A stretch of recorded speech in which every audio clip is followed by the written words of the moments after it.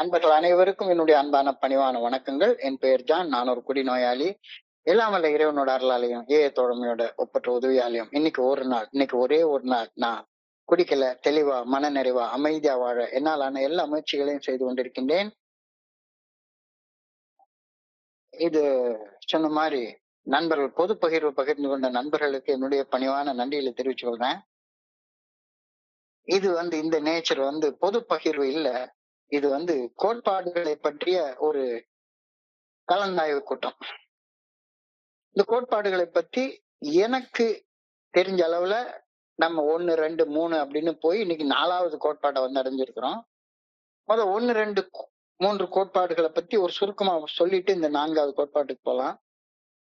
முதல் கோட்பாடு அப்படின்றது நம்முடைய ஒற்றுமையை பத்தி சொல்லுது. Personal recovery depends upon a unity. ஒரு தனி மனிதன் குணமடைதல், அந்த தனி மனிதன் ஏஏ தோழமையின் தத்துவங்களோடு ஒன்றிணைவது, அந்த ஒற்றுமையை சார்ந்து ஒரு தனி மனிதனுடைய குணமடைதல் அமையும் அப்படின்னு பில்டபிள்யூ சொல்றாரு. அப்போ ஏஏ தோழமையின் தத்துவங்களோட ஒன்னா சேரணும் அப்படின்னா அவன் தன்னுடைய தன்னலத்தையும் தன்முனைப்பையும் புறந்தள்ளி வைத்து பொது நலை முன்னிறுத்தி செயல்பட்டா மட்டும்தான் ஏஏ தோழமையில ஒன்னா இணைய முடியும். இல்லாட்டி போனா ஏஏ தோழமையின் தத்துவங்களோட ஒன்னா இணைய முடியாது. ஸோ ஒவ்வொரு நண்பரும் ஏஏ தோழமை பரிந்துரைக்கும் 12 படிகள் அடங்கிய மீட்படையும் செயல் திட்டத்தோட ஒன்றுபட்டு குணமடைதலில் தன்னுடைய முதல் படியை எடுத்து வைக்கிறார் அப்படின்ற கருத்தை முதல் கோட்பாடு சொல்லுது ஒற்றுமையை பத்தி. 2வது கோட்பாடு லீடர்ஷிப் குவாலிட்டிஸ். ஏஏவுக்கு யார் லீடரு? அன்புமிக்க இறைவன் தான் ஏஏக்கு லீடரு. மனித தலைமை கிடையாது அப்படின்னு சொல்றாங்க. சோ மனசாட்சியின் மூலமாக வெளிப்படுத்தப்படும் இறையருட்பேராற்றல் நல்ல ஒழுங்கான வழிகாட்டுதலுக்கு பணிந்து செயல்படுவதால் ஒவ்வொரு ஏஏ உறுப்பினரும் தன்னுடைய வாழ்க்கைக்கு தானே தலைமையேற்று தனக்குள்ளார ஒரு தலைமை பண்பை வளர்த்து கொள்ளணும் அப்படின்னு 2வது கோட்பாடு சொல்லுது. 3வது கோட்பாடு ஏஏ தோழமையில யாரும் யாரையும் கொண்டாந்து சேர்க்கறதெல்லாம் கிடையவே கிடையாது. சமத்துவம். குடிநோயிலிருந்து மீட்படைய எனக்கு வழங்கப்பட்ட வாய்ப்பு அவதிப்பட்டு கொண்டிருக்கும் அனைத்து நண்பர்களுக்கும் வழங்கும் மனநிலையை நான் உருவாக்கி கொள்வதால மனித நேயத்தோட எல்லாரையும் சமமாக பாவிக்கக்கூடிய சமத்துவ பண்பு எனக்குள்ளார உருவாகுது. அது 3வது கோட்பாடு. இப்போ இன்னைக்கு நாம பார்க்க இருக்கிற 4th ட்ரெடிஷன் 4ஆம் கோட்பாடுக்கு வந்திருக்கோம். இந்த 4ஆம் கோட்பாடு அதோடைய மைய கருத்து தன்னாட்சி, அட்டானமி, தன்னாட்சி. எதற்கும் எவருக்கும் அடிமைப்பட்டு செயல்படாமல் எவரையும் பாதிக்காத வண்ணம் தன்னைத்தானே ஆண்டு கொள்ளும் தன்னாட்சி பண்பை நான் முழுமையான சுதந்திரத்தோட பெற்றுக்கொள்ளணும் அப்படின்ற அந்த அட்டானமி, தன்னாட்சி அப்படின்ற பண்பை பத்தி இந்த 4வது கோட்பாடு சொல்லுது. நான் ஆரம்பத்திலே சொன்ன மாதிரி இந்த கோட்பாடுகள் குழுக்களுக்காக, தனி மனிதர்களுக்கு இல்ல. தனி மனிதர்களுக்கு ஏஏ தோழமை பரிந்துரைக்கக்கூடிய 12 படிகள் அடங்கிய மீட்படையும் செயல் திட்டமும் ஏஏ குழுக்களுக்கு 12 கோட்பாடுகளும் கூறப்பட்டிருக்கிறது அப்படின்னு சொன்னாங்க. ஸோ குழுக்கள் என்பது தனி மனிதர்களால் ஆனதுதான். ஸோ தனி மனிதர்கள் கடைபிடிச்சாதான் குழு ஒற்றுமையாக இருக்க முடியும். ஸோ தனி மனிதர்கள் தங்களுக்கு பக்கத்துல இருக்கிற இன்னொரு மனிதனோட ஒற்றுமையாக இருக்கிறதற்கு பரிந்துரைக்கப்பட்டவைதான் இந்த கோட்பாடுகள் அப்படின்ற கருத்தை பில்டபிள்யூ அவர்கள் பல இடங்கள்ல சொல்லியிருக்கிறாரு. என்னுடைய ஸ்பான்சர், என்னுடைய குருஜி 2 பேருமே ஒரு விஷயத்த சொல்லுவாங்க. ஒரு மனிதன் தன்னுக்குள்ளார அக ஒற்றுமை, உள்ளுக்குள்ளார பர்சனல் இன்டெகிரிட்டி, இந்த அக ஒற்றுமை உருவாக்கி கொள்வதற்காக 12 படிகள் அடங்கி மீட்படையும் செயல் திட்டமும் தன்னை சுத்தி வாழக்கூடிய மனிதர்களோட ஒன்றுபட்டு செயல்படுவதற்கு புற ஒற்றுமையை உருவாக்கி கொள்வதற்கு 12 கோட்பாடுகளும் வழங்கப்பட்டிருக்கிறன அப்படின்னு சொல்லுவாரு. சோ அதுல இன்னைக்கு 4வது கோட்பாடை நம்ம பாக்குறோம். இந்த 4வது கோட்பாட்டுடைய ஆங்கில வடிவம் each group should be autonomous except in matters affecting other groups or AA as a whole. AA தோழமையின் ஒவ்வொரு குழுவும் ஏஏ தோழமையின் மற்ற குழுக்களையோ அல்லது ஏஏ தோழமை முழுமையையோ பாதிக்காத வண்ணம் தன்னைத்தானே ஆண்டு வழிநடத்தி கொண்டாக வேண்டும். அதாவது இந்த கோட்பாட்டுல இருந்து பில்டபிள்யூ எல்லாமே வந்து சுட்ன்ற வார்த்தை தான் எழுதுறாரு. சுட் அல்லது ஆட்டு. செய்யணும்னு சொல்லல, செஞ்சாகணும்னு சொல்றாரு. செஞ்சா செய்யலன்னா போ அப்படின்னு சொல்லல. செய்யலன்னா உன்னுடைய மரண தண்டனை தீர்ப்பை நீயே எழுதிப்ப. செஞ்சாகணும். Each group should be autonomous. Maybe autonomous எல்லாம் சொல்லல. இருந்தா இருந்துட்டு போய் இல்லைன்னா அப்படி சொல்லல. Each group should be autonomous except in matters affecting other groups or AA as a whole னு சொல்றாரு. ஏஏ தோழமையின் ஒவ்வொரு குழுவும் ஏஏ தோழமையின் மற்ற குழுக்களையோ அல்லது ஏஏ தோழமை முழுமையையோ பாதிக்காத வகையில தன்னைத்தானே ஆண்டு வழி நடத்தி கொள்ள வேண்டும். அட்டானமி என்பது தன்னாட்சி. இது சுயேட்சையாக செயல்படுதல் இல்லை அப்படின்ற கருத்தை நான் புரிஞ்சு கொள்றேன். இந்த ட்ரெடிஷன் 4 கோட்பாடு 4 நீண்ட வடிவத்தை பார்த்தோம்னா, ஏஏ தோழமையுடைய ஒவ்வொரு குழுவும் தனது சொந்த செயல்பாடுகளை பொறுத்த அளவுல வெளி அதிகாரங்கள் எவற்றுக்கும் பணியாம தன்னுடைய சொந்த மனசாட்சிக்கு மட்டுமே பணிந்து செயல்பட பொறுப்பேற்க வேண்டும். ஆனால் ஒரு குழுவின் செயல்பாடு அருகில் உள்ள மற்றொரு குழுவின் நலனுக்கு பாதகம் விளைவிக்கும் எனில் அந்த குழுக்களையும் கலந்து ஆலோசித்த பின்னரே அந்த செயலை செய்ய தீர்மானிக்க வேண்டும். ஏஏ தோழமையின் எந்த ஒரு குழுவோ வட்டார குழுவோ அல்லது தனியார் உறுப்பினரோ ஏஏ தோழமையின் முழுமையை பாதிக்கும் செயல்களை ஏஏ தோழமையின் பொது சேவை மையத்தை கலந்து ஆலோசிக்காமல் செய்யலாகாது. எல்லாவற்றிலும் ஏஏ தோழமையின் பொது நலன் முதன்மைப்படுத்தப்பட்டாக வேண்டும். should be அப்படின்ற வார்த்தையை எழுதி சொல்றாங்க. இந்த இடத்துல தன்னாட்சி அப்படின்ற வார்த்தை அட்டானமி சுயேட்சையாக செயல்படுறதுன்னா இஷ்டம் போல செயல்படுறது கிடையாது. தன்னாட்சி அட்டானமி இந்த உலகத்திலேயே புரிஞ்சு கொள்றதுக்கு ரொம்ப கஷ்டமான ஒரு சொல் இருக்குதுன்னா அது தன்னாட்சி அப்படின்ற சொல் தான். தன்னாட்சி என்பது புரிந்து கொண்டு செயல்படுத்த மிக மிக கடுமையான ஒரு சொல்லாகும். தன்னாட்சினா என்ன? ஒரு முடிவை தாமாகவே மனம் வந்து முழுமையான விருப்பத்துடன் எடுக்கக்கூடிய உரிமையுள்ள ஒரு நிலையை தன்னாட்சி நிலை என்று கூறுகின்றோம். என் முடிவை யாருமே எடுக்க மாட்டாங்க, நான் மட்டும்தான் எடுக்கணும். முழுமையான விருப்பத்துடன் எடுக்கும் ஒரு உரிமையுள்ள நிலையையே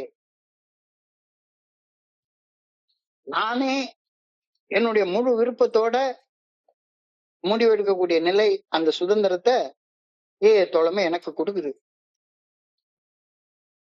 நான் ரொம்ப புரிஞ்சு கொள்றதுக்கு ரொம்ப கஷ்டமான ஒரு விஷயம் அப்படின்ற மாதிரி நான் இந்த தன்னாட்சின்ற சொல் வந்து உலகத்துல எல்லா இடத்துலயுமே அரசியல் ஆகட்டும், சமூகமாகட்டும், சமயமாகட்டும், பொருளாதாரமாகட்டும்,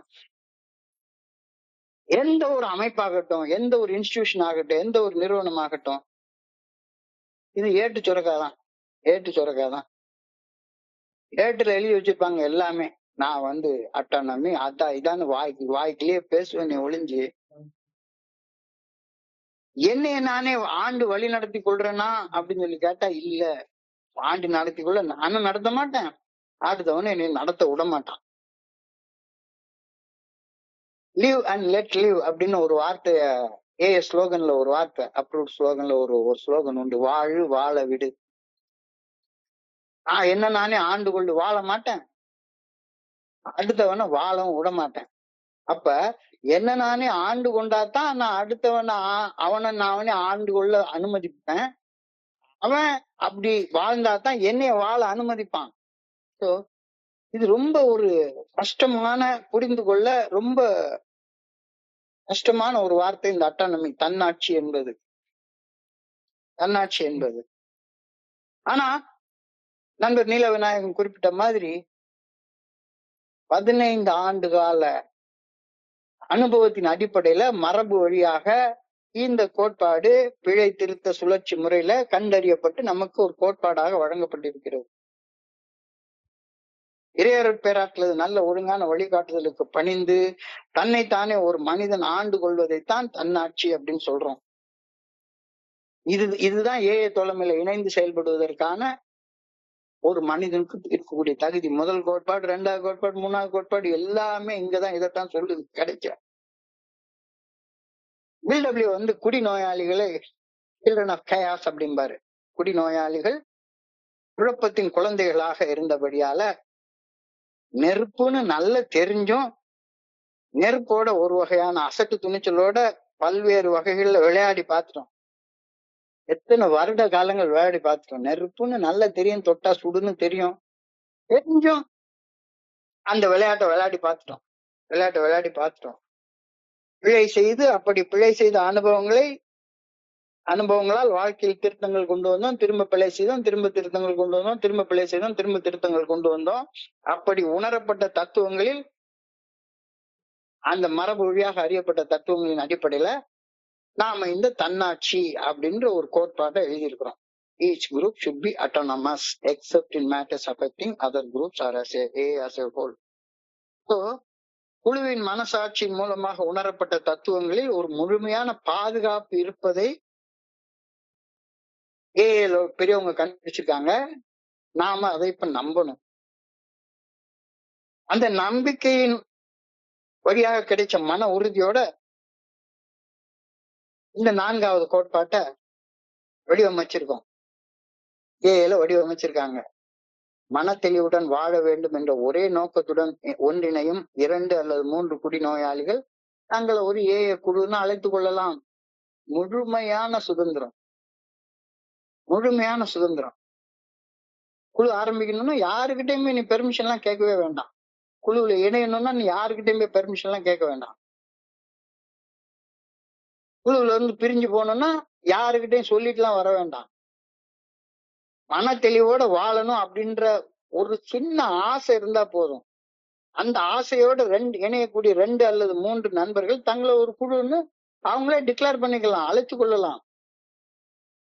இவ்வளவு பெரிய சுதந்திரத்தை கொடுத்திருக்காங்க. இவ்வளவு பெரிய சுதந்திரத்தை, மகத்தான சுதந்திரத்தை ஏஐ தோழமையின் குழுக்களுக்கு வழங்குவதால் உருவாக வல்ல ஆபத்து 2 மட்டும்தான். ஒண்ணு, அந்த சுதந்திரத்தை தவறாக பயன்படுத்தி ஒரு குழு அது சாகடிச்சுக்கும். சுதந்திரம் தவறாக பயன்படுத்தப்பட்டால் குழு அழிவு பாதையில போய் அழிஞ்சு போயிடும். 2, பிற நிறுவனங்கள் அமைப்புகளுடன் இணைந்து செயல்பட இந்த சுதந்திரம் பயன்படுத்தப்பட்டாலும் குழு அழிஞ்சு போயிடும். 2 தான் நடக்கும். உனக்கு ஃபுல் லிபர்ட்டி கொடுத்துட்டோம்பா, உன் குழுவை நீயே நடத்திக்கோ, உன் இஷ்டப்படி எப்படி வேணாலும் நடத்திக்கோ, நீ எந்த வகையான பெர்மிஷனும் கேட்க வேண்டாம், இன்டர் குரூப்ல கேட்க வேண்டாம், ஜெனரல் சர்வீஸ் ஆபீஸ்ல கேட்க வேண்டாம், WSOல கேட்க வேண்டாம், அதெல்லாம் உன்னைய கட்டுப்பாடு செய்யக்கூடிய அமைப்பு கிடையவே கிடையாது அப்படின்னு முழு சுதந்திரம் கொடுத்துட்டா என்ன பண்ண போறோம்? அந்த சுதந்திரத்தை தப்பா பயன்படுத்தி என்னமாச்சு செஞ்சிட்டு இருப்பாங்க. ஒருத்தன் 12வது ஸ்டெப்புக்கு பதிலா 13வது ஸ்டெப் எழுதுவான். 12 கோட்பாடுகளோட இன்னும் 2 கோட்பாடு சேர்த்து எழுதுனா நல்லா இருக்கும்னு சொல்லுவான். நண்பர் நீல விநாயகம் சொன்ன மாதிரி தப்பா பணம் சேகரிக்கிறதுக்காக என்னத்தையாச்சும் ஒண்ணு செய்வான். இல்லாத பொல்லாத நோக்கங்களை ஒரு செயல் நோக்கம்னு சொல்லியிருக்காங்க. ஒரு செயல் நோக்கத்துக்கு பதிலா 4-5 செயல் நோக்கத்தை வச்சுட்டு செயல்படலாம்னு ஒருத்தர் சொல்லுவான். இப்படி செஞ்சா, தவறாக பயன்படுத்தப்பட்டால் அந்த குழு அழிஞ்சு போயிடும். யாரும் அதை அழிக்க வேண்டாம், அது தானா அழிஞ்சு போயிடும். இது அனுபவத்தின் அடிப்படையில மரபு வழியாக அறியப்பட்ட உண்மை. இந்த சுதந்திரத்தை உபயோகிச்சு நம்ம பாட்டுக்கு ஏதாச்சும் ஒரு ட்ரீட்மெண்ட் சென்டர்ல போய் சேர்ந்துக்கிட்டு ட்ரீட்மெண்ட் சென்டர் ஆரம்பிச்சுக்கிட்டு என்னத்தையாச்சும் ஒண்ணு பண்ணலாம். இந்த சுதந்திரம் பயன்படுத்தப்பட்டாலும் அந்த குழு அந்த இதோட சேர்ந்த நண்பர்கள் அவங்களுடைய தலையில தானே மண்ணை வாரி போட்டுக்கிறாங்க அப்படின்னு இந்த கோட்பாடு சொல்லுது. அப்ப அழிவான பாதையில பயணிக்கக்கூடிய தவறு செய்யும் உரிமையை கூட உனக்கு வழங்கிட்டாங்க. You are given the right to be wrong. தப்பு செய்ய கூட செஞ்சுக்கப்பா. நாங்க இந்த கோட்பாடை சொல்லிட்டோம். புரிஞ்சுக்கிட்டு உள்ள இது நடந்தேன்னா உனக்கு நல்லது, உன் குழுவுக்கு நல்லது.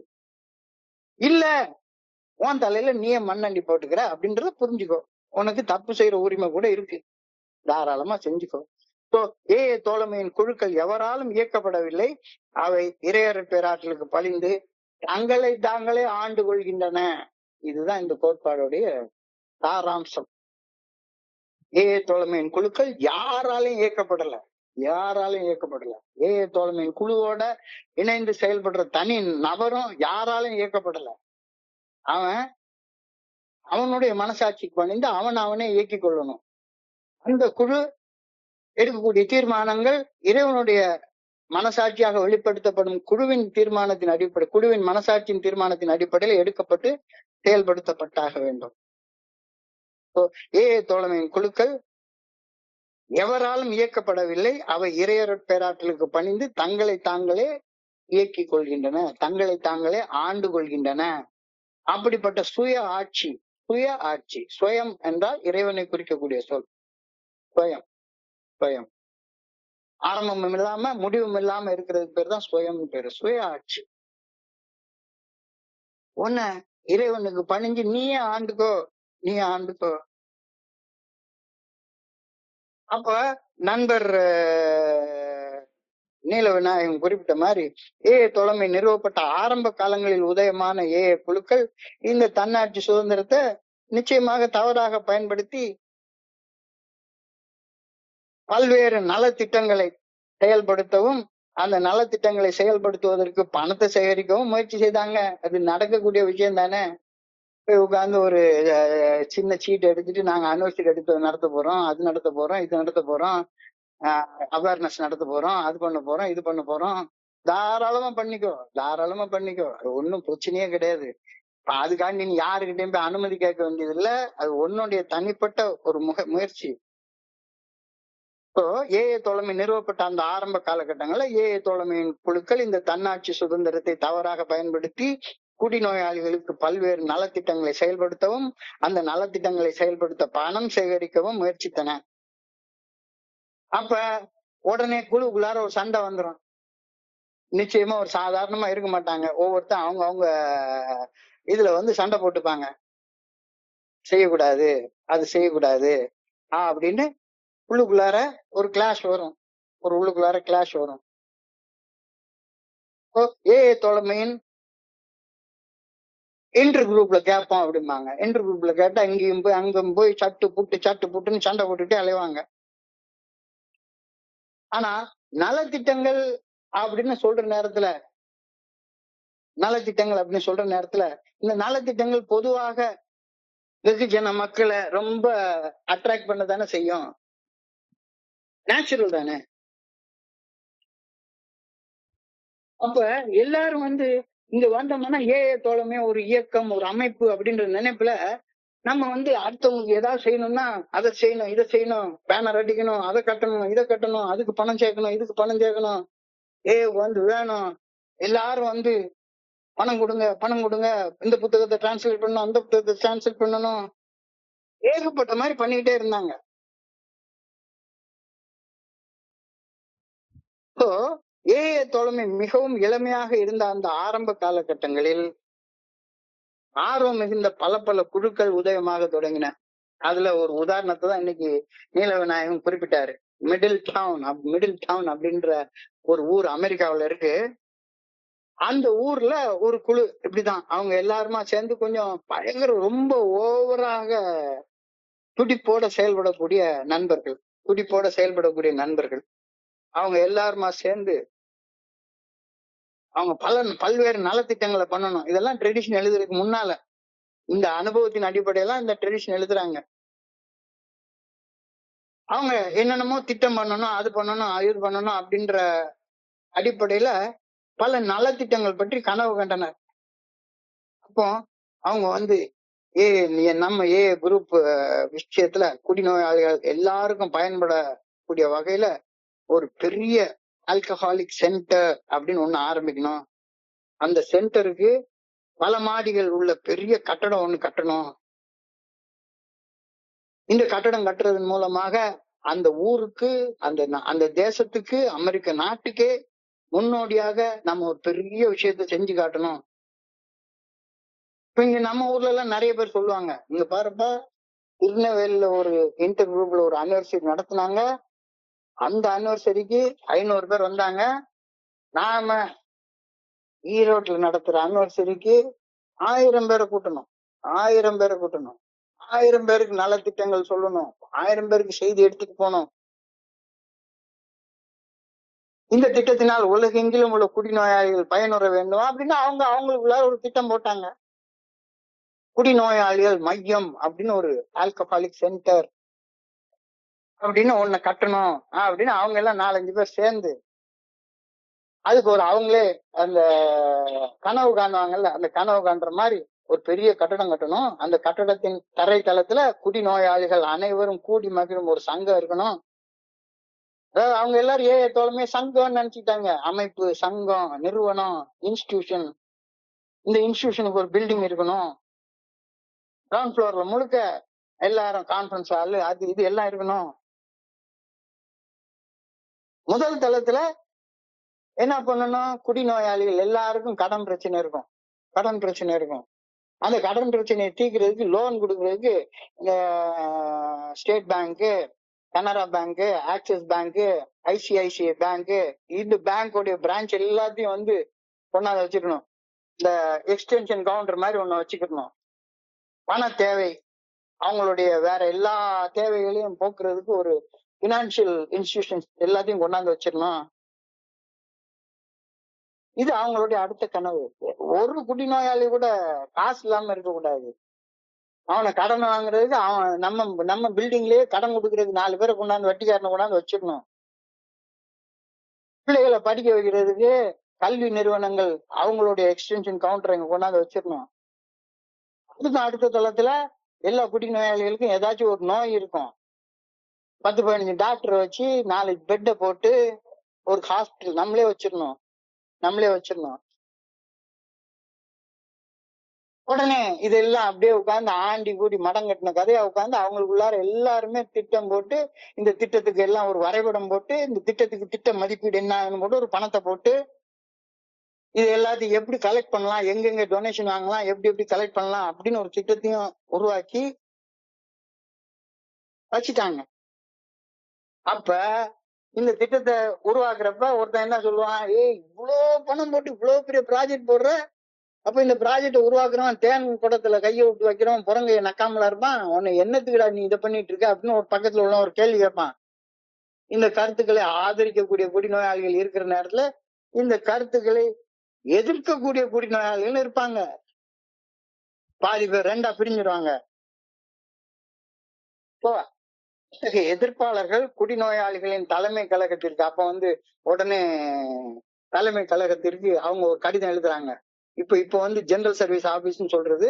அந்த காலத்துல ஏஏ பவுண்டேஷன், அந்த பவுண்டேஷனுக்கு பில்டப் தான் தலைவர். அந்த காலத்துல கோட்பாடுலாம் எழுதுற முன்னால தலைமை கழகத்துக்கு இந்த மாதிரி நாங்க ஒரு திட்டம் போட்டிருக்கோம், இந்த திட்டத்துக்கு நீங்க அனுமதி கொடுக்கணும் அப்படின்னு ஏஏ பவுண்டேஷனுக்கு ஒரு ப்ரொபோசல் ஒண்ணு வைக்கிறாங்க.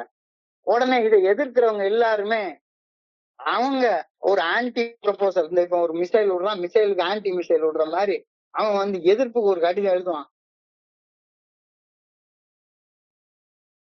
அப்ப தோழமையின் தலைமை கழகத்தில் உள்ள சில நண்பர்கள் அப்ப வந்து இதெல்லாம் உங்க குழுவுடைய முடிவு, இதுல நாங்க தலையிட முடியாது, விதிமுறைகளை வகுக்க முடியாது அப்படின்னு ஒருத்தன் எழுதுவான். இல்ல இல்ல இல்ல இல்ல நீ விதிகளை வகுத்தாகணும்னு ஒருத்தன் வந்து ஒரு சட்டம் எழுதுவான். விதிகள் இல்லாம தோழமைக்கு எந்த நன்மையும் நிகழாது, விதிகள் இருக்கணும் அப்படின்னு ஒருத்தன் வலியுறுத்தி சொல்லுவான். அப்ப குழு 2ஆ பிரிஞ்சு போய் நிற்கும். பொருள் சம்பந்தப்பட்ட இத்தகைய கருத்துக்களை செயலாக்கம் செய்வதற்கு ஊக்குவிப்பாளர் என ஒரு தனி மனுஷன் இருக்குதானே செய்வான். யாரு எல்லாம் குழுவெல்லாம் செய்யாது. குழுக்குள்ளார உள்ள ஒரு தனி மனிதன் தானே இவ்வளவு திட்டத்தையும் போட போறான். அந்த தனி மனிதர் தன்னுடைய தன்னலத்தை மனதின் மையத்தில் வைத்துக் கொண்டு சிந்திக்கும் ஒரு மனுஷனாக இருப்பாரு. அவரை சுத்தி ஒரு பெரிய கூட்டமே இருக்கும். அவங்கதான் அவங்கள குழுன்னு சொல்லிப்பாங்க. அவருக்கு ஒரு பெரிய கூட்டமே இருக்கும். அவர் தன்னுடைய மிகச்சிறந்த பேச்சாற்றலால் குடிநோயாளிகள் தலைமை அலுவலகம், இப்பொழுது பொது சேவை மையம், ஜெனரல் சர்வீஸ் ஆபீஸ் அப்படின்னு வளைக்கக்கூடிய இந்த இதுக்கு அவங்களுடைய அறிவுரைகளை எல்லாம் புறந்தள்ளி வைத்து விடுவாரோ. யார் சொல்றதையும் கேட்க மாட்டாரு. ஏன்னா அவருக்கு பின்னால ஒரு பெரிய கூட்டமே இருக்கும். ஒரு பெரிய கூட்டத்தை வச்சிருவாரு. அவனு மீட்டிங்ல விட்டா அடுக்கு மொழியில பயங்கரமா பேசிடுவாரு. ஆனா இதுக்கு ஏத்த மாதிரி உள்ளவங்க என்ன சொல்லுவாங்க, விதிமுறைகளை வகுக்கணும் அப்படின்னு சொல்லி பயங்கரமாக அவங்க சொல்லுவாங்க. நிதி சேவை, மருத்துவ சேவை, கல்வி சேவை, பொருளாதார சேவை, இது எல்லாத்தையும் ஏஐ தோழமை செய்தால் அத்தகைய செயல்கள் நம்மள ஒண்ணுமில்லாம செஞ்சுவிடும் அப்படின்னு ஒரு சில பேர் திரும்ப திரும்ப எழுதிட்டே இருப்பாங்க. ஏஐல நம்ம குடிக்கிறதுக்கு ஒரு சின்ன ட்ரீட்மெண்ட் கூட நம்ம செய்ய முடியாது அப்படின்னு சொல்லுவாங்க. உடனே இந்த ஆள் என்ன பண்ணுவாரு, செயல் திட்டத்தை வகுத்தவரு அவர் உள்ளார எக்ஸிகியூட்டிவ் கமிட்டின்னு ஒரு 3 கழகத்தை நிறுவி அந்த கழகத்துக்கு அவரே தலைவரா மாறி கட்டடங்கள் கட்டி அதுக்கு எல்லாம் பண்றதுக்கு நிதியம் பண்ணிட்டாங்க. இந்த மிடில் டவுன்ற ஒரு ஊர்ல எங்கேயோ போய் பணத்தை எடுத்து எல்லாத்தையும் பண்ணி, ஆனா ஒரு இதை ஆரம்பிக்க முடியுது. ஆரம்பிச்ச பிறகு செய்ய முடியல. ஐயோ இதெல்லாம் செய்யணும்னா எல்லாருடைய ஒற்றுமையை வேணும்னு அதுக்கப்புறம் ஜெனரல் சர்வீஸ் ஆபீஸுக்கு உட்கார்ந்து லெட்டர் மேல லெட்டர் எழுதுவாங்க. இது ஒரு பரிதாபமான நிலையா மாறி போயிடும். ஒரு நான் விவரிக்கக்கூடியது அப்படியே நான் 12 and 12 எழுதியிருக்கிறத வாசிக்கிறேன், அவ்வளவுதான். நான் என்னுடைய சொந்த கருத்து இல்ல. 12 and 12 இதையே எழுதியிருக்கிறாரு. இது ஒரு மிக பரிதாபமான நிலை. இத்தகைய இருள் சூழ்ந்த நிலை கொஞ்ச காலம்தான் நீடிக்கும். குழப்பத்துல கொஞ்ச காலம் இருக்கக்கூடிய குழு விரைவில் சலனமற்ற மன தெளிவு நிலைய திரும்ப அடைய ஆரம்பிக்கும்.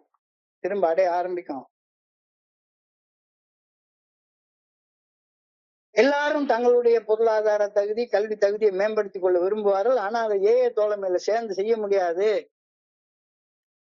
அப்படின்றத புரிஞ்சுக்குவாங்க. இல்ல இந்த மாதிரி திட்டம் போடுறவனா உண்மையிலே என்னடா இது, நல்லதுக்கு செய்யறானா கெட்டதுக்கு செய்யறானா இவன் அப்படின்ற இதெல்லாம் எல்லாருக்கும் புரிஞ்சு வந்துடும். ஒரு பர்டிகுலர் ஸ்டேஜுக்கு மேல அந்த திட்டங்களை எல்லாம் கைவிட்டுருவாங்க. சிலர் தங்களுடைய ஆழமான குணக்கோளாறுகளாலும் அதனால் விளைந்த பிரச்சனைகளையும் தீர்த்து கொள்ள தேவையான அளவு பணம் கிடைத்தால் நம்முடைய பிரச்சனை தீர்ந்து விடும்னு இந்த மாதிரி விஷயங்களை செய்யத்தான் செய்வாங்க.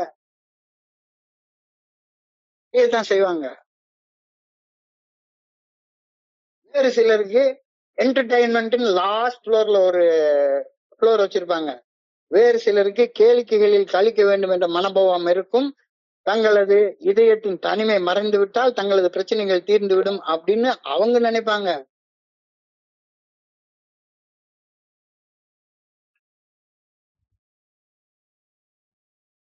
ஹலோ நீல விநாயகம், கேட்க மாட்டேங்குதா? இல்ல நீங்க பேசுங்க சார். கரெக்டா இருக்கு. நான் கவனிச்சிட்டு இருக்கேன். நீங்க பேசுங்க ப்ளீஸ். ரைட். நீங்க கண்டினியூ பண்ணுங்க. இருந்தா நான் சொல்றேன். சரி. இந்த மாதிரி நேரத்துல குழுக்குள்ளார இந்த மாதிரியாக உள்ளுக்குள்ளார சண்டை வந்தா என்ன ஆகும்? உடனே குழு 2 உடையும், 3 உடையும், 4 உடையும். 4 இன்டர்வியூ ஆரம்பிப்பாங்க. ஜெனரல் சர்வீஸ் ஆபீஸ் தனி ஆரம்பிப்பாங்க. ஒருத்தருக்கு ஒருத்தர் சண்டை போட்டுப்பாங்க. என் கூட்டத்துக்கு நீ வரக்கூடாது, உன் கூட்டத்துக்கு நான் வரக்கூடாது, இது அந்த குரூப், இந்த குரூப் இப்படின்னு பிரிஞ்சு இது தேன் கூட்ட கல் அடிச்சு விட்ட கதையா போயிடும். ஒருத்தரும் சுத்தி பிரிஞ்சு செயல்பட ஆரம்பிச்சிருவாங்க. இத்தகைய மனநிலையில் வாழும் குடிநோயாளிகளால் பாதிக்கப்பட்ட குடிநோயாளிகள் வாழ்க்கையில மிகவும் சிக்கலான குழப்பங்கள் மட்டும்தான் நிலவும். திரும்ப போய் குடிக்க போவான், மாறுவான், வைப்பான், போவான். அணியொரு ஏஐ தோழமையின் குழு இது போன்றது ஒரு பொருளாதாரம் சார்ந்த திட்ட நடவடிக்கைகளை கையாளும் திறனை நிச்சயமாக பெற்றிருக்காது, கண்டிப்பாக பெற்றிருக்காது. ஆனா இதை கண்டுபிடிக்கிறதுக்கு அவங்களுக்கு 15 வருஷம் ஆயிடுச்சு. ஒரு கட்டடத்தை கட்டி விட்டுட்டாங்க. மிடில் டவுன்றதுல ஒரு பெரிய கட்டடத்தை எஸ்டிமேட் போட்டு பணத்தை வாங்கி கட்டி முடிச்சு கிரவுண்ட் ஃப்ளோர்ல ஏஏ மீட்டிங்கு, ஒரு கான்பரன்ஸ் ஹாலு, எல்லாம் இன்டர்வியூ அனிவர்சரி நடத்தணும்னா அந்த ஹாலை உபயோகப்படுத்திக்கலாம். இல்ல வேற எதுக்கும் வாடகை விட்டு பணம் சம்பாதிச்சுக்கலாம். ஃபர்ஸ்ட் ஃப்ளோர்ல வந்து பேங்க் எக்ஸ்டென்ஷன் கவுண்டர் எல்லாம் வச்சுக்கலாம். அதுல வாடகை கிடைக்கும். அதுக்கு மேல உள்ளதுல மருத்துவமனைகளை வச்சுக்கலாம். அதுக்கு மேல எஜுகேஷனல் கன்சல்டன்சி கொடுத்துக்கலாம், கவுன்சிலிங் கொடுத்துக்கலாம், ட்ரிப் போடுறதுக்கு பெட்டை போட்டுக்கலாம். எல்லாத்துக்கும் மேல உட்காந்து ராத்திரி நேரத்து பூஜையில் ரகசிய தரிசன ஆசையில் டான்ஸும் ஆடிக்கலாம். இதுதான் ஒருத்தன் போடுறது. ஒரு மனுஷன் உட்கார்ந்து குடியில கனவு கண்ட மாதிரி குடிக்காம உட்கார்ந்து கனவு கண்டு ஒரு கொதி நிலையில உள்ள நிலைக்கு அந்த குழு போயிடும். ஆனா அழுத்தம் வந்து ஏன்னா இந்த மாதிரி சிட்டங்களை சும்மா உட்கார்ந்து கனவு கண்டுகிட்டே உட்கார்ந்துட்டுனா என்ன ஆகும்? வெடித்து சிதறும் நிலைக்கு போயிடும். அதான் அந்த இடத்துல சொல்ற பில்டபிள் எழுதுற வார்த்தை, ஒரு பாய்லர் வந்து வெடிச்சு சிதறிச்சுதுன்னா என்ன ஆகும்? பாய்லர் உள்ள ஃபேக்டரிய பாத்தீங்கன்னா தெரியும். பாய்லர்ல வந்து ஒரு குண்டு பாய்லர் வெடிச்சு செதறிச்சுன்னா அந்த மாதிரி இந்த குழு வெடிச்சு செதறி இது மாதிரி என்ன ஏகப்பட்ட கடன் ஆகி போயிடும். நான் இடத்த வாங்கி போட போறேன், அது வாங்கி போட போறேன், இது வாங்கி போட போறேன்.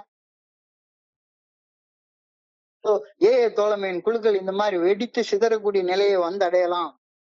பயத்தாலும் ஏமாற்றத்தாலும் நிகழும் ஒரு நிலைய அவங்க வந்து மூச்சு திணறல உட்கார்ந்துருப்பாங்க. ஒரு நாள் மீட்டிங் வந்தா இங்க உட்கார்ந்து அனுபவம் தப்பு நம்பிக்கையை பகிர்ந்து கொள்றதுக்கு பதிலாக எப்படா அனுவர்சரி நடத்தலாம், எப்படா பணத்தை சேர்க்கலாம், எவங்கிட்ட இருந்துடா போடலாம், ஏற்கனவே இவ்வளவு டெபிசிட் இருக்க, என்ன பண்ணலாம், டாக்டரை கூப்பிட்டு வச்சுட்டோம், அவருக்கு எப்படி சம்பளத்தை கொடுக்கலாம், எல்லாம் ஏகப்பட்ட மன அழுத்தங்கள் வெடிச்சு செதற நிலையில இருக்கும். இந்த மாதிரி மோசமான குழு நிலையை அந்த குழு கடந்து வரும்போது என்ன நடக்கும்? அந்த குழு ஊக்குவிப்பாளராக செயல்பட்ட நபர் தலைமை கழகத்திற்கு இப்பொழுது எழுவார், நான் எவ்வளவு கஷ்டத்தை அனுபவிச்சுட்டேன், திரும்ப போய் ஒரு தடவை ஸ்லிப் ஆயிட்டு வந்திருக்கேன். சோ இத்தகைய மோசமான நிலையை வேற குழு அடைஞ்சிடக்கூடாது.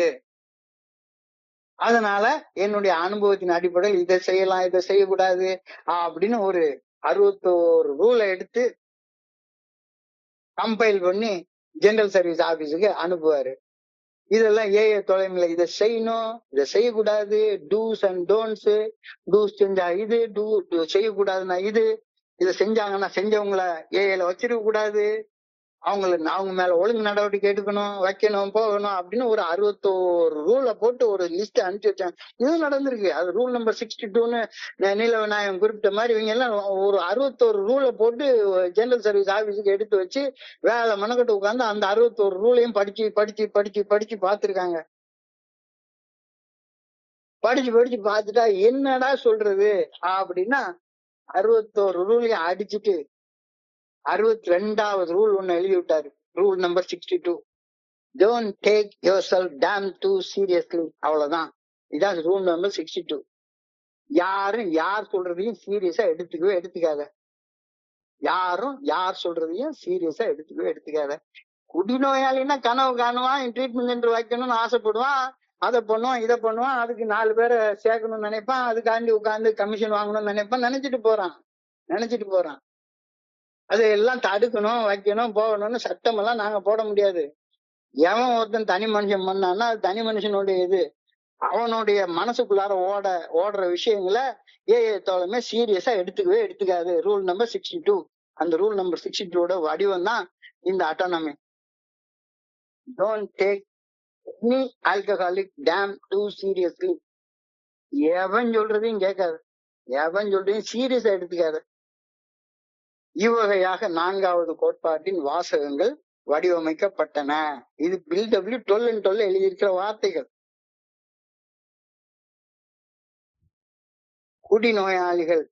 குடிநோயாளியாக என் மனசுல 1008 கனவு ஓடும், கற்பனை ஓடும், அதை பண்ணும், இதை பண்ணும், இத்தனை குழு ஆரம்பிக்கணும், அது பண்ணணும், இது பண்ணணும், பெரிய நிகழ்ச்சிய நீ இது பண்ணி காட்டிடணும், வைக்கணும், போகணும் அப்படின்னு என் மனசுக்குள்ளார நிறைய எண்ணங்கள் வரும்.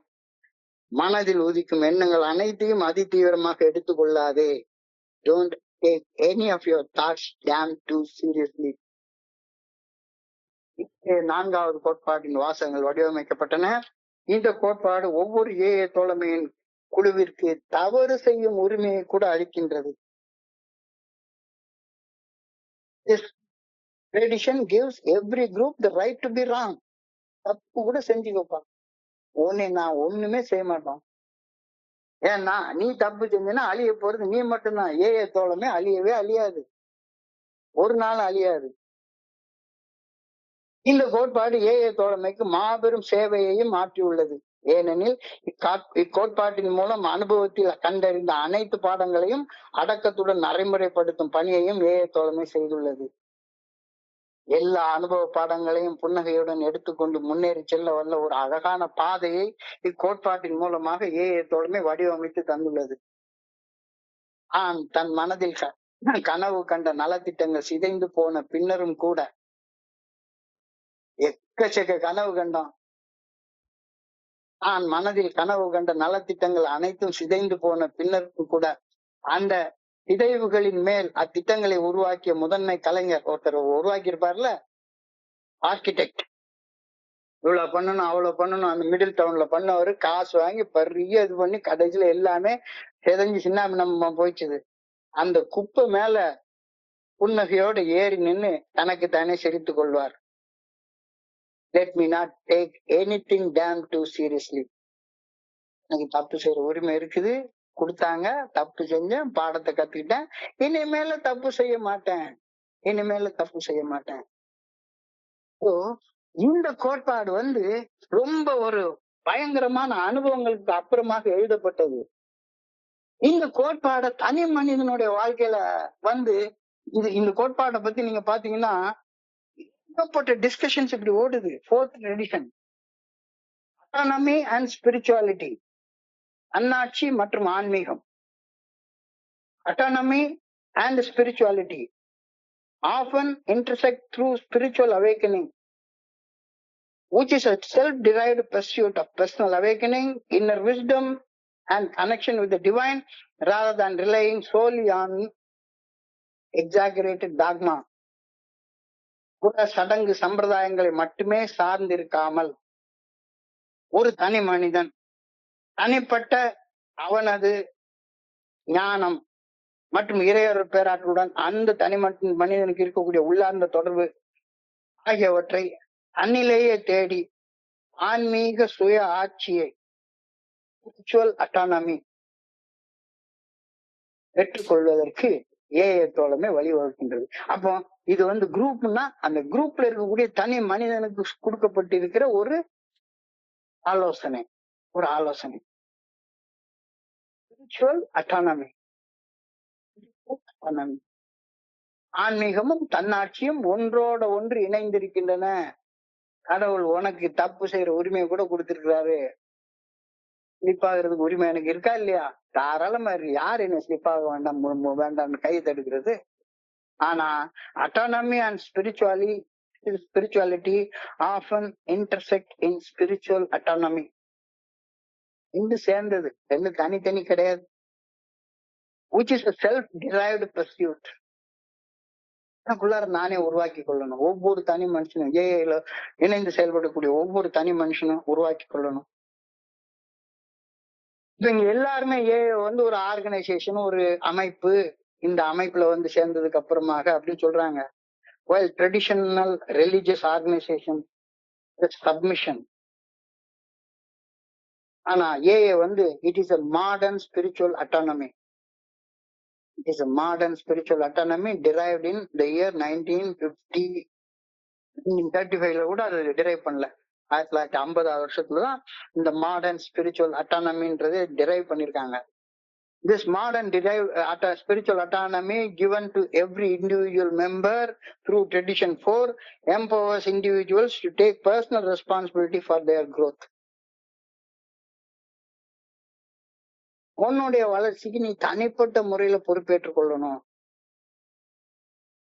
இது ஒரு தனிப்பட்ட மதம் சார்ந்த மாதிரி, மதம் என்ற அமைப்பு சார்ந்த மாதிரி, ஒரு இன்ஸ்டிடியூஷன் மாதிரி. எந்த இன்ஸ்டிடியூஷனாலும் இதுதான் அட்டானமஸ் காலேஜ்னு சொல்லுவாங்க. அது ஏட்டு சுரைக்காய்க்குதான் அட்டானமஸ் காலேஜ். அந்த அட்டானமஸ் காலேஜுக்குள்ளார 1008 யூஜிசின்னு ஒண்ணு போட்டிருப்பான். யூஜிசின்னு ஒண்ணு போட்டிருக்கிறது மேல இன்னொருத்தன் உட்கார்ந்துருப்பான். ஒரு பயலும் பண்ண மாட்டான். ஆனா ஏஏல கொடுக்கக்கூடிய அட்டானமி ஃபுல் அட்டானமி. புற சடங்கு சம்பிரதாயங்களை மட்டுமே சார்ந்திருந்தால் ஒரு தனி மனிதனின் தனிப்பட்ட அந்த அர்த்தம், அவனது தனிப்பட்ட அகஞானம் மற்றும் இறையர் பேராற்றுடன் உள்ளார்ந்த தொடர்பு ஆகியவற்றை தன்னிலேயே தேடும் ஆன்மீக சுயாட்சியை, ஸ்பிரிச்சுவல் அட்டானமிய ஒவ்வொரு தனி மனுஷனுக்கும் ஏஏ தோழமை வழங்குது. ஆன்மீகமும் தன்னாட்சியும் சுயாட்சியும் ஒன்னை விட்டு ஒண்ணு பிரிக்கவே முடியாதது. இந்த ட்ரெடிஷனுடைய டீப் அர்த்தம் இதுதான் அப்படின்னு பில்டபிள்யூ சொல்றாரு. While tradition, religions, organizations, institutions stress submission. நீ கீழ்ப்படிஞ்சுதான் ஆகணும், இல்லைன்னா வெளியே தூக்கி தூர எரிஞ்சிருவாங்க, வெளியே தூக்கி தூர எரிஞ்சிருவாங்க. இந்தியாவில கூட வந்து என் பாட்டுக்கு உட்காந்து என் வீட்டையாச்சும் போய் பூட்டை உடைக்க முடியுமா என்ன? சுதந்திரம்லாம் கிடையாது எனக்கு. சட்டம் இருக்கு, பிடிச்சா உள்ளதுக்கு போட்டுருவான், உள்ளதுக்கு போட்டுருவாங்க. While traditional religions, organizations, constitution, submission எல்லாருமே, நீ இந்தியால அரசியலமைப்பு சட்டம் இருக்குன்னா அந்த சட்டத்துக்கு நீ கீழ்ப்படிஞ்சுதான் ஆகணும்.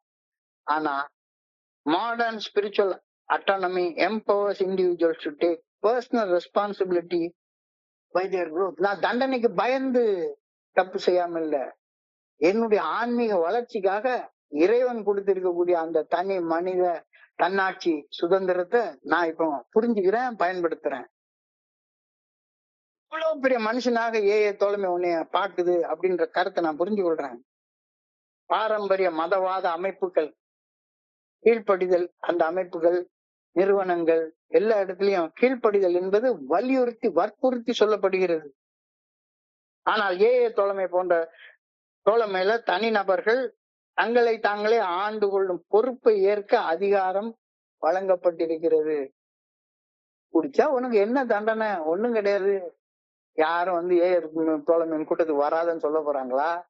அல்ல உனக்கு ஏதாச்சும் ஒரு கிரிமினல் கேஸ் ஆகி போச்சு, உன்னை போலீஸ் பிடிச்சி ரிமாண்ட்ல வச்சுட்டாங்க, பெயில்ல வந்திருக்க, பெயில்ல வந்திருக்க நேரத்துல தோழமையின் கூட்டத்துல வந்து உட்கார்றேன்னு சொன்னா யாரும் உட்கார வேண்டாம்னு சொல்லுவாங்களா? ஏன்னா இது அமைப்பே கிடையாது. யாரையும் அதிகாரம் எல்லாம் பண்ண முடியாது. ஒவ்வொருத்தனும் அவனே ஆண்டு கொள்ளணும். தனிநபர்கள் தங்களை தாங்களே ஆண்டு கொள்ளும் பொறுப்பை ஏற்க சுதந்திரம் அளிப்பதன் மூலம் ஆன்மீக சுயாட்சியை நாம இந்த 4வது கோட்பாட்டுல நடைமுறைப்படுத்துகின்றோம். இதெல்லாம் புரிஞ்சு கொள்றதற்கு ரொம்ப ரொம்ப கடினமான ஃபேக்ட் தான். இது ஒரு தனி மனிதன் தனது புற செயல்களை தன்னுடைய அக நம்பிக்கையால் சீரமைத்து செயல்படுவதன் மூலமாக தன்னுடைய ஆன்மீக பாதையை தானே வடிவமைத்துக் கொள்ளும் சுதந்திரத்தை பெற்றுக்கொள்கின்றான். யாரும் உன்னைய வந்துட்டு இதை பண்ணு அதை பண்ணு அப்படின்னு உன் கையை பிடிச்செல்லாம் கூட்டிட்டு போறதே கிடையாது. ஒரு தனி மனிதன் அவன் தன்னுடைய பக்கத்துல இருக்க இன்னொரு மனுஷனோட எப்படி செயல்படுறான் அப்படின்ற தன்னுடைய புற செயல்களை தன்னுடைய அக நம்பிக்கையை சீரமைத்துக் கொள்வதன் மூலமா, ஆரம்பத்துல நமக்கு அக நம்பிக்கை இல்லவே இல்லை, இறைவனுடைய நல்ல ஒழுங்கான வழிகாட்டுதல் மேல நம்பிக்கையே இல்லை. மனசாட்சியின் மூலமாக இறைவன் தன்னுடைய நல்ல ஒழுங்கான வழிகாட்டுதலை கொடுக்கிறார்ன்ற நம்பிக்கை இல்ல. உன்னுடைய அக நம்பிக்கைகளை சீரமைத்து செயல்படுவதன் மூலமாக ஒவ்வொரு தனி மனுஷனும் தன்னுடைய ஆன்மீக பாதையை தானே வடிவமைத்துக் கொள்ளும் சுதந்திரத்தை இந்த கோட்பாட்டின் மூலமாக அளிக்கப்பட்டிருக்கிறதுன்னு சொன்னா, it is not a very very deep spiritual thought. ஆன்மீகமும் தன்னாட்சியும் ஒன்றுக்கொன்று முரண்பட்டவை அல்ல. எக்கானமி அண்ட் ஸ்பிரிச்சுவாலிட்டி ரெண்டு வேற வேற கிடையாது, ரெண்டு ஒண்ணுதான். உண்மையை சொன்னா ஆன்மீக வளர்ச்சி சுய நிறைவின் மூலமாக, சுய நிறைவின் மிக மிக உயர்ந்த வடிவமாகும். ஒவ்வொரு மனுஷனும் அவனுக்குள்ளார நதி மூலம் ரிஷி மூலம் பார்க்க கூடாது அப்படின்னு சொல்லுவாங்க. ஒவ்வொரு ரிஷியும் பாஸ்ட்ல பெரிய சின்னரா தான் இருந்திருப்பான். அவங்க வந்து யாருக்கு கீழே அடிமையாக இருந்து அவங்க தியானத்தை பண்ணி போகல. ஆன்மீக வளர்ச்சி சுய நிறைவின் மிக மிக உயர்ந்த உன்னதமான வடிவமாகும். இதில் ஒருவர் அதிகாரத்தை கண்மூடித்தனமாக பின்பற்றுவதற்கு பதிலாக தனது ஆன்மீக பாதையையும் பயணத்தையும் உணர்வு பூர்வமாக தானே தேர்ந்தெடுத்துக் கொள்கின்றார். கொஞ்சம் ஆழமா நண்பர்களை சிந்திச்சு பாருங்க. ரொம்ப ரொம்ப டஃப்பான சிந்தனை தான். ஆனாலும் இல்ல நம்ம எதுக்காக வந்திருக்கிறோம்? இது வந்து குரூப்புக்கு இல்ல, தனி மனுஷனுக்கு. உனக்குடா உனக்குடா உனக்குடா உனக்கு சுதந்திரம் கொடுத்துருக்காங்கடா. உன்னை நீயே ஆண்டு கொள்ள உனக்கு சுதந்திரம் கொடுத்துருக்காங்க, உனக்கு அட்டானமி கொடுத்துருக்காங்க. நீதான் குழுவுல சேர்ந்து செயல்படுறப்ப உன்னுடைய அட்டானமியை பயன்படுத்தி நீ அந்த குழுவுக்கு எடுத்துக்காட்டு மூலமாக செயல்பட்டு பண்ணணும். So you do. ஆன்மீகமும் தன்னாட்சியும், spirituality and autonomy don't contradict each other. உண்மையை சொன்னால் ஆன்மீக வளர்ச்சி சுய நிறைவின் மிக மிக உயர்ந்த உன்னதமான வடிவமாகும். இதில் ஒருவருடைய அதிகாரத்தை கண்மூடித்தனமாக பின்பற்றுவதற்கு பதிலாக, எனக்கு இருக்கு நான் குடிக்கலாம், எனக்கு அந்த ரைட் இருக்கு, தப்பு செய்ய எனக்கு உரிமை இருக்கு அப்படின்றத கண்மூடித்தனமாக ஃபாலோ பண்ணாம, எனக்குள்ளார இறைவன் இருக்கிறார், அவர் மனசாட்சியின் மூலமாக தன்னுடைய ஒழுங்கான வழிகாட்டுதல் எனக்கு வெளிப்படுத்துகின்றார், அவருக்கு பணிஞ்சு என்ன நானே ஆண்டு கொள்வேன், என்னுடைய பாதைய என்னுடைய பயணத்தை நான் தீர்மானிப்பேன். இது உனக்கு கொடுத்திருக்கிற உரிமை, உனக்கு கொடுத்திருக்க உரிமை. சில மத ரீதியான அமைப்பு ரீதியான சடங்கு சம்பிரதாய கட்டமைப்புகள் தனி மனிதனுக்கு தன்னாட்சி சுதந்திரத்தை வழங்குவதை பாவம்னு சொல்லுது. ஏய் பாவம்டா, தீட்டுடா, அப்படி செய்யாதடா, இப்படி செய்யாதடா அப்படின்னு சொல்லுது. அது பாவம்னு அவனுக்கு அதத்தான் எல்லாமே பாவம் பாவம் பாவம்னு சொல்றாங்க. ஆனால் தனி மனிதன் தவறாக மனம் வந்து தன்னைத்தானே ஆண்டு கொள்ளும் சுதந்திரம் வழங்கப்படாத நிலையில தான், ஒரு அடிமையாக இருக்கிற நிலையில தான் எல்லா மனுஷனும் பாவம் செய்யறான்னு தோழமே தன்னுடைய அனுபவத்தை கண்டுபிடிச்சிருக்கு. அப்ப தப்பு செஞ்சு தப்பான ரூட்டில் சென்று ரைட்டான ரூட்டை கண்டுகொண்டோம். Mistakes are the secret of success. அவர்கள் செய்து என்னை நானே ஆண்டு கொள்ளக்கூடிய அந்த அதிகாரத்தை நான் பெற்று என்னை உபயோகப்படுத்திக் கொள்கின்றேன். அழகா சொல்லியிருக்காங்க, திட்டம் போட்டு திருடுற கூட்டம் திருடிக்கொண்டே இருக்குது, அதை சட்டம் போட்டு தடுக்கிற கூட்டம் தடுத்து கொண்டே இருக்குது. திருடனாய் பார்த்து திருந்தாவிட்டால் திருட்டை ஒழிக்க முடியாது. குடியாரனா பார்த்து குடிக்கிறது நிறுத்தலைன்னா அவனை எவனுமே குடிக்கிறது, அவனுடைய பொண்டாட்டி அம்மா அப்பா யாருமே குடிக்கிறத நிறுத்த வைக்க முடியாது. ஒரு மனுஷன் அவனுடைய அட்டானமியை பயன்படுத்தி தன்னை தானே ஆண்டு கொள்ளக்கூடிய அந்த பண்பை அவன் புரிஞ்சு கொள்ளலைன்னா, திருடனாய் பார்த்து திருந்தாவிட்டா திருட்டை ஒழிக்க முடியாது. True spiritual autonomy often leads to a paradox where one realizes that ego is an illusion. அழகா கீதையில பரமாத்மா சொல்றாரு, நீ என்ன யாருடா, அந்த ஆணவன்றது வெறுமன ஒரு மாயா எல்லாம் சாயா அப்படின்னு சொல்றாரு. இந்த உடல் அழியக்கூடியது, இந்த உடலை முன்னிலைப்படுத்தி செயல்பட்டால் தன்னலம் தன்முனைப்புடன் மட்டும்தான் செயல்பட முடியும். அந்த தன்னலம் தன்முனைப்புன்றது நான் யாரு, செத்து போற ஒரு உடம்பு. இதுக்கு உள்ளார இருக்கக்கூடிய அந்த பெரியவன் பகவான் தான் பெரிய ஆளு. அவருக்கு பணிஞ்சு நடக்கிறதுக்கு பேர் தான் தன்னாட்சி, அட்டானமி. மனசுக்கு பணிஞ்சு நடக்கிறது தாந்தோன்றித்தனமான நடத்தை. ஒரு மனிதன் தன்னைத்தானே ஆண்டு கொள்ள முயற்சிக்காமல் அவனுக்கு இறைவன் கொடுத்திருக்கிற இந்த அட்டானமி புரியவே புரியாது. மனம் போன போக்குல வாழ்ந்து நான் பாட்டு என் இஷ்டத்துக்கு என் குரூப்ல என்ன வேணா செய்வேன். முதல்ல உன்னைய நீ ஒழுங்குபடுத்தியா? ஒரு தனி மனிதனாகிய நான் என்னுடைய ஆன்மீக பயணத்திற்கு பொறுப்பேற்று உள்ளார்ந்த உறுதியுடன் தன்னார்வத்துடன் ஆன்மீக பயிற்சியை இணைக்கும் போது என்னை நானே ஆண்டு கொள்ள ஆரம்பிக்கின்றேன்.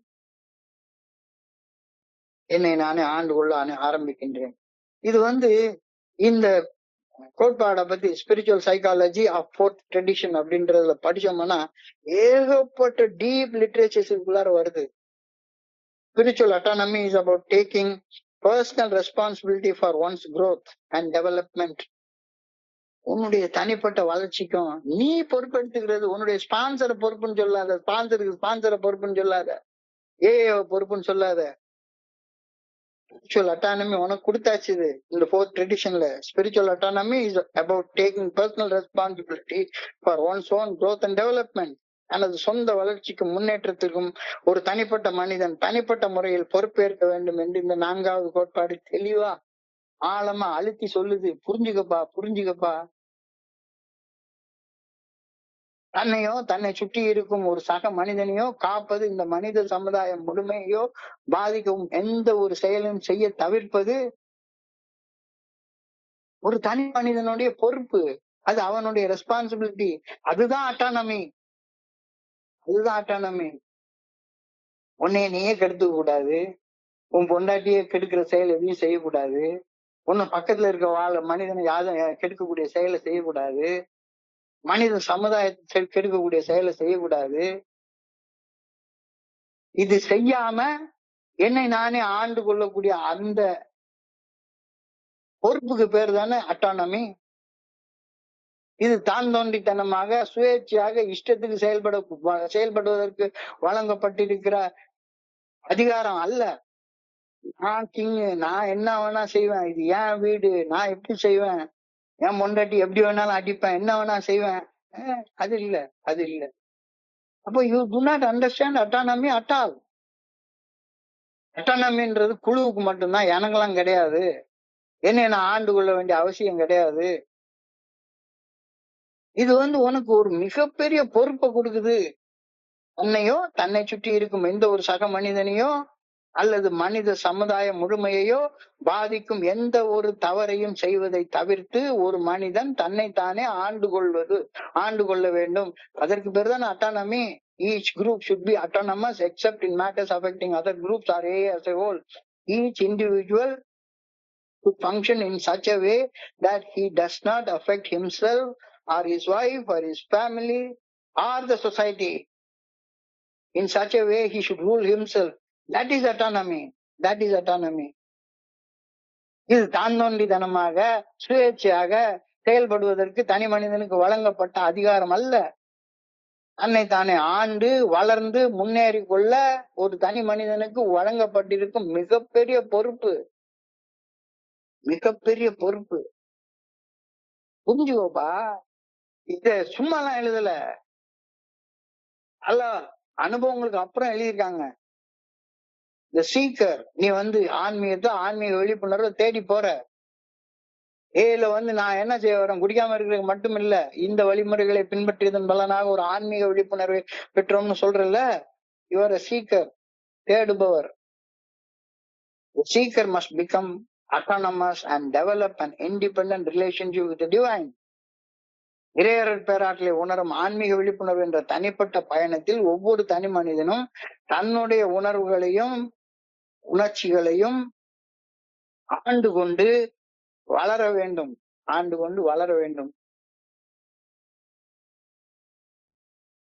எனக்கு என்னுடைய பேத்திமார் ஊருக்கு வந்திருக்க நேரத்துல ஒரு பாட்டு டான்ஸ் ஆடணும்னு சொல்லுவாங்க. ரக்கிட்ட ரக்கிட்ட ரக்கிட்ட ரக்கிட்ட, இன்னும் வேணா நடக்கட்டும், நான் சந்தோஷமா இருப்பேன், உசுறு இருக்கு, வேற என்ன வேணும், உல்லாசமா இருப்பேன், உசுராக எனக்குள்ளார கடவுள் இருக்கிறார், அதை விட என்னையா வேணும். நான் என்ன நினைச்சேன், என்னுடைய மனைவிலாம் அந்த பாட்டை போட்டா இது என்னங்க பாட்டு, கெட்ட வார்த்தையா பாடுது அப்படிப்பாங்க. உள்ள ஆழமா யோசிச்சு பாருங்க. இன்னும் வேணா நடக்கட்டும், நான் சந்தோஷமா இருப்பேன், உசுறு இருக்கு, வேற என்ன வேணும், உல்லாசமா இருப்பேன். அந்த பாட்டுடைய அடுத்த வரி அட்டானமிய சொல்லுது. எனக்கு ராஜாவா நான் வாழுறேன், எதுவும் இல்லைன்னாலும் ஆளுறேன். எனக்கு ஆள்றதுக்கு எதுவுமே இல்லை, ஆனா என்ன நானே ஆண்டு கொள்றதுக்கு நான் இருக்கேன்ல. என்னுடைய உணர்வுகளை உணர்ச்சிகளை ஆண்டு கொள்றதுக்கு நான் இருக்கேன்ல. அதுக்கு பேர் தானே அட்டானமி. அதுக்கு பேர் தானே அட்டானமி. எனக்கு ராஜாவா நான் வாழுறேன், எதுவும் இல்லைன்னாலும் என்ன நானே ஆண்டு கொண்டுட்டு போறேன்யா. சந்தோஷமா இருப்பேன், சுதந்திரமா இருப்பேன். என்னுடைய சந்தோஷத்துக்கு சுதந்திரத்துக்கு குறுக்க வர்றது யாரு? ஒருத்தருமே கிடையாது. While spiritual guidance and support from sponsors, teachers, gurus and communities and fellowships can be beneficial, but the speaker ultimately bears the responsibility for his own spiritual autonomy, for his own spiritual journey. உனக்கு ஏகப்பட்ட guidance எங்கிருந்து வேணாலும் கிடைக்கலாம். ஷேரிங்ல இருந்து நீ ஏகப்பட்ட விஷயத்த கத்துக்கலாம், நோட்ஸ் எடுத்து வச்சுக்கலாம், அது பண்ணிக்கலாம், இது பண்ணிக்கலாம். உனக்கு பெரிய பில்டபிள்யூ ஸ்பான்சரா கிடைச்சிடலாம், டீச்சரா கிடைச்சிடலாம், குருன்னு கிடைச்சிடலாம். நீ பெரிய பெரிய பெரிய விபாசனா மெடிடேஷன் சென்டர்ல போய் சேர்ந்துக்கலாம். எத்தனையோ இத மாதிரி 1008 ஃபெல்லோஷிப்ல போய் உட்கார்ந்து நார்கோட்டிக் அனானிமஸ், செக்சுவல் அனானிமஸ், அந்த அனானிமஸ், இந்த அனானிமஸ் எல்லாத்துலயும் போய் கேட்கலாம். அதெல்லாமே உனக்கு பெனிஃபிஷியலா இருக்கும். ஆனா ultimately responsibility is placed on you. நீ அட்டானமஸா இல்லைன்னா, நீ நீயே ஆண்டு கொள்ளலைன்னா, இங்கதான் எங்க சுயேட்சையாக செயல்படும். எங்க அதையே ஒரு திமிரோட்டம் பேசிட்டு போறாங்க எல்லாரும். ஏய், எனக்கு சுயேட்சையா செயல்பட சுதந்திரம் இருக்கியா? எவனுக்கு குடிக்கிறதுக்கு சுதந்திரம் இருக்கு, எவனுக்கு திருடுறதுக்கு சுதந்திரம் இருக்கு, எவனுக்கு அடுத்தவன் முன்னாடிய கை பிடிச்சிருக்க சுதந்திரம் இருக்கு.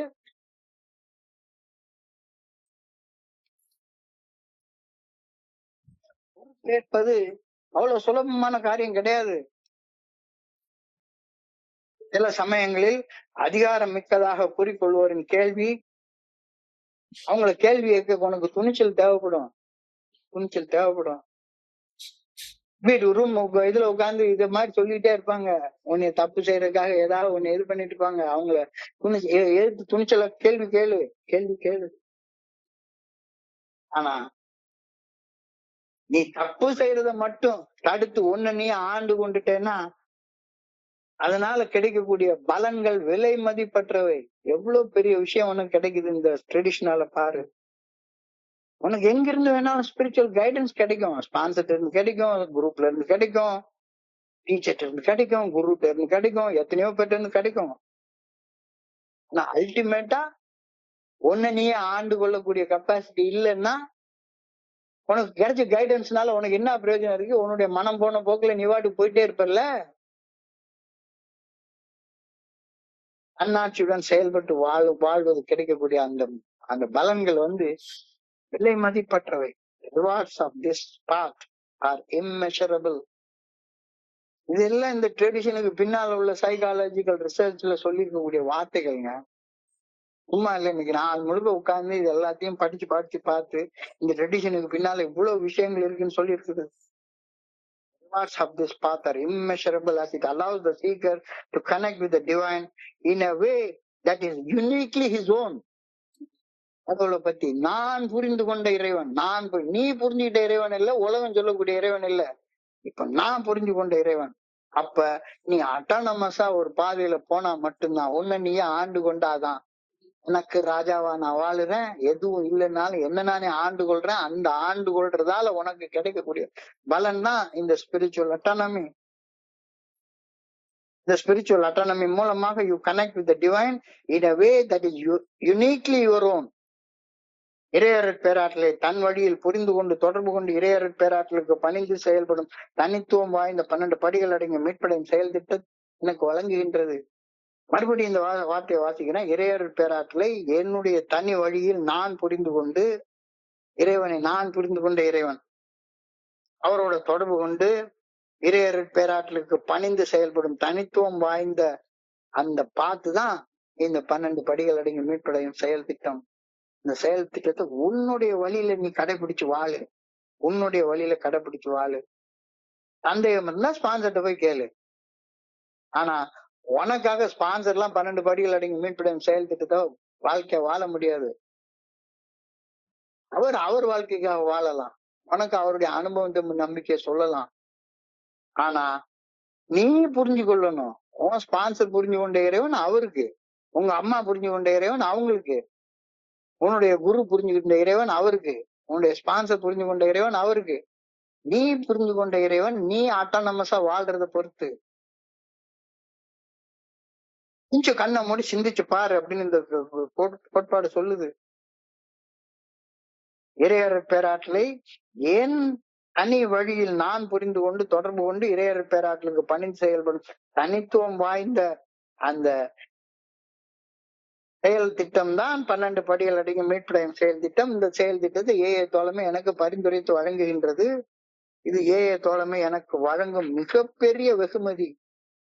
இவ்வளவு பெரிய வெகுமதி எனக்கு இறைவன் கொடுத்திருக்கிறாரு.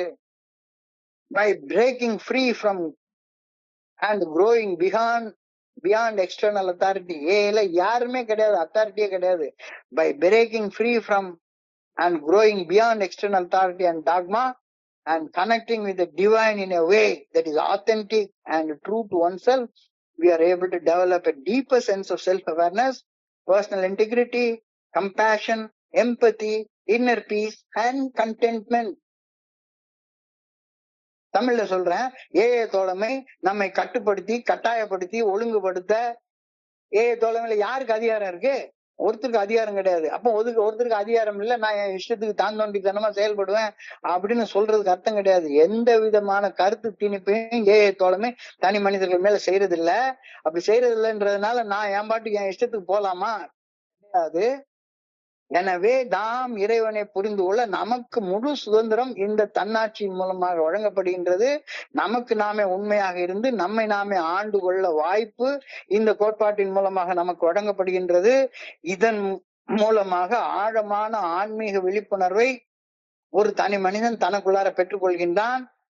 நமது அகம் ஒருமைப்படுகின்றது. Personally we are integrated inside. தனி மனிதன் மேல் இயல்பான ஒரு பரிதாபம், எம்பத்தி உருவாகுது. கம்பேஷன் அண்ட் எம்பதி உண்டாகுது. ஆழ்மன அமைதி, ஆழ்மன நிறைவு உண்டாகுது. இதெல்லாம் அட்டானமி இல்லைன்னா உன்னால கண்டுபிடிக்கவே முடியாது ராஜா. இந்த கோட்பாடு எவ்வளவு முக்கியமானதுன்றதை யோசிச்சு பாத்துக்கோ. இதையுமே உன் மேல கட்டாயப்படுத்தி இது செஞ்சே தீரணும் அப்படின்னு செய்யலைன்னா இது தண்டனை அப்படின்னு யாராச்சும் சொல்றாங்களா என்ன? சொல்றதுக்கு யாருக்குமே அதிகாரம் கிடையாது. யாரும் எந்த கருத்தையும் அவன் தலையில திணிக்கவே கிடையாது.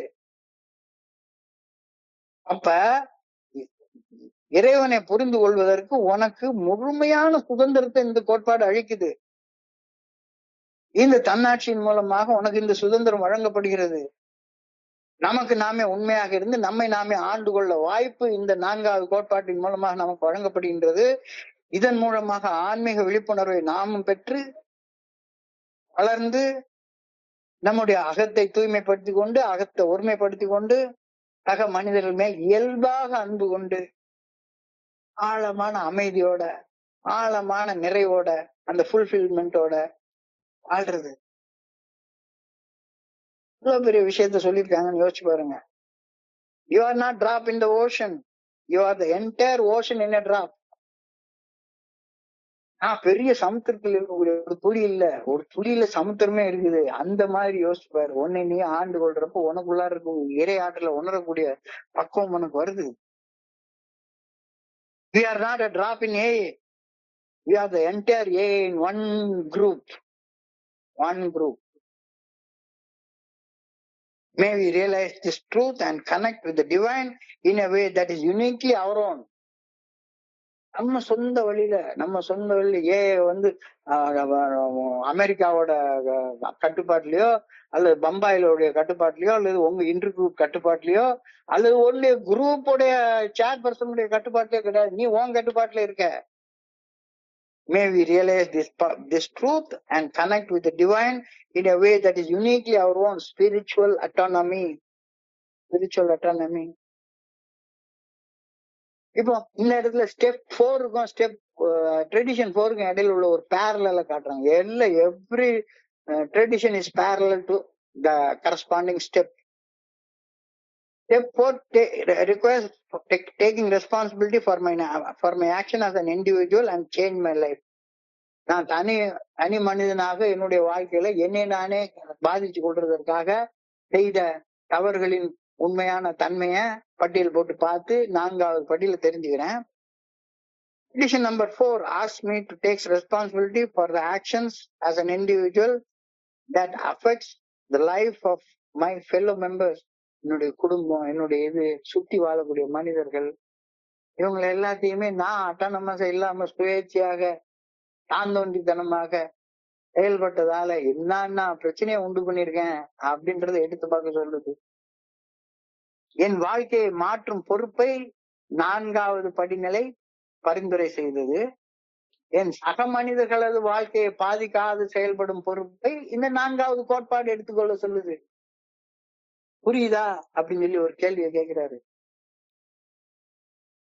என்னுடைய வாழ்க்கையை மாற்றும் பொறுப்பை 4வது படிநிலை பரிந்துரை செய்கிறது. என்னுடைய சக மனிதர்களுடைய வாழ்க்கையை பாதிக்காது செயல்படுவதற்கு பொறுப்பேற்பதற்கு இந்த 4வது கோட்பாடு பரிந்துரை செய்கிறது. என்னுடைய சக மனிதர்களை பாதிக்காத வண்ணம் என்னை நானே ஆண்டு கொள்ளும் பொறுப்பை ஏற்குமாறு இந்த கோட்பாடு எனக்கு சொல்லுது அப்படின்ற ஒரு கருத்தை சொல்லியிருக்காங்க. நல்லா யோசிச்சு பார்ப்போம். இந்த 4வது கோட்பாட்டுல நான் செய்ய வேண்டிய செயல் என்ன அப்படின்றத குறிச்ச ஒரு இது பில்டபிள்யூ அவர்கள் கொடுத்திருக்கிறாரு. மனசாட்சியின் மூலம் வெளிப்படுத்தப்படும் இறையர் பேராற்றல் நல்ல ஒழுங்கான வழிகாட்டுதலுக்கு பணிந்து என்னை நானே ஆண்டு கொள்கின்றேனா? am I autonomous? செயல்படுதல் இல்ல. என்னை நானே ஆண்டு கொள்கின்றேனா? எனது செயல்கள் என் சக மனிதர்களை பாதிக்காது காயப்படுத்தாது என்பதை உறுதி செய்து கொண்ட பிறகு செயல்படுகின்றேனா? இல்ல, அவன் பாதிச்சா என்ன, எனக்கு அது சுகமா இருக்குது அப்படின்னு குத்தி குத்தி பார்த்துட்டே இருக்கேனா? இந்த கேள்வியை கேட்டுக்கிறாங்க. இதை தொடர்ந்து 4வது கோட்பாட்டுக்காக ஒரு பிரார்த்தனை எழுதியிருக்காங்க. அன்பான இறைவா, என் மனசாட்சியின் மூலம் வெளிப்படுத்தப்படும் உடைய நல்ல ஒழுங்கான வழிகாட்டுதலுக்கு பணிந்து செயல்பட்டு என்னை நானே ஆண்டு வழி நடத்தி கொள்ளும் மன உறுதியை எனக்கு அளித்தருள உண்மை பணிவுடன் வேண்டுகின்றேன். எனது செயல்கள் எந்த ஒரு உயிரையும் பாதிக்காத காயப்படுத்தாத வண்ணம் அமையுமாறு செயல்படக்கூடிய மனப்பக்குவத்தை எனக்கு அளித்தருளும். நன்றி இறைவா. அழகான பிரார்த்தனை. இந்த பிரார்த்தனை இன்னொரு தடவை வாசித்து நான் இந்த பகிர்வு நிறைவு செய்து கொள்றேன். அன்பான இறைவா, எனது மனசாட்சியின் மூலம் வெளிப்படுத்தப்படும் உடைய நல்ல ஒழுங்கான வழிகாட்டுதலுக்கு பணிந்து செயல்பட்டு என்னை நானே ஆண்டு வழி நடத்தி கொள்ளும் மன உறுதியை எனக்கு அளித்தருள உண்மை பணிவுடன் வேண்டுகின்றேன். எனது செயல்கள் எந்த ஒரு உயிரையும் பாதிக்காத காயப்படுத்தாத வண்ணம் அமையுமாறு என்னை நானே ஆண்டு கொண்டு செயல்படும் மனப்பக்குவத்தை எனக்கு அளித்தருள உண்மை பணிவோடு வேண்டிக் கொள்கின்றேன். நன்றி இறைவா.